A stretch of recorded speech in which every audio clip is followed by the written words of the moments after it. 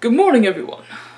As I said, on Friday, we're going to be doing video lectures. So, today, or this week, we're going to be going over Unit 4, which will have 3 parts. Today, we're going over Part 1. Part 2 you're going to see on Wednesday, and Part 3 you'll see on Friday. So, without further ado, we will jump into Unit 4, Part 1. And I'm going to be writing on the whiteboard. So, if you will join me. Alright, so we have Unit 4, Part 1, which is going to cover 2 things. First up, us and them. And the second part is looking at objects differently, as my hand gets it in there. Kind of simple things, but they're concepts that we're going to start using in our essays and in our quick writes. So first up, we're going to take a look at us and them. And with these, I'm going to be mean, and I'm taking those away as well from the essays. You have a couple more essays to write, I think.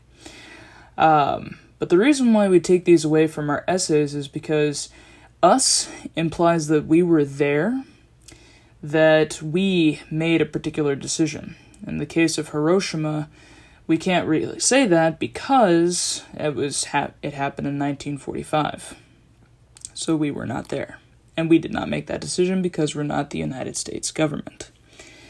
Now, them takes away the responsibility of a particular action or something that had occurred from the past. It falls back into us.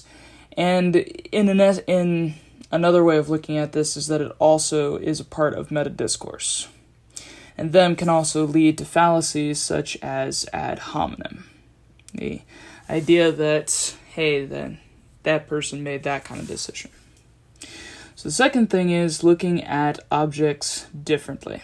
And when I do this again, I will fix my board so you can actually see what I'm writing, or the whole piece. But looking at objects differently, we have what is this object? What could it also be used for? And you try to think of all the different ways of looking at a particular object. Take, for instance, this other object, as it slides in. What could this be used for, other than its standard functions? You're taking these pieces as a whole, and you're looking at them differently. Taking that big piece and breaking it into smaller bits. So this can also be applied in other ways as well, such as taking this particular model that is all grayed out and putting some paint on it to make it come to life, changing the object. Alright, so, should you have any questions, feel free to comment below in the comment section. I think I will also have a discussion board up with any questions that you may have.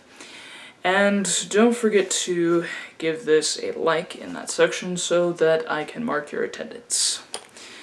Otherwise, stay tuned for other content for this week.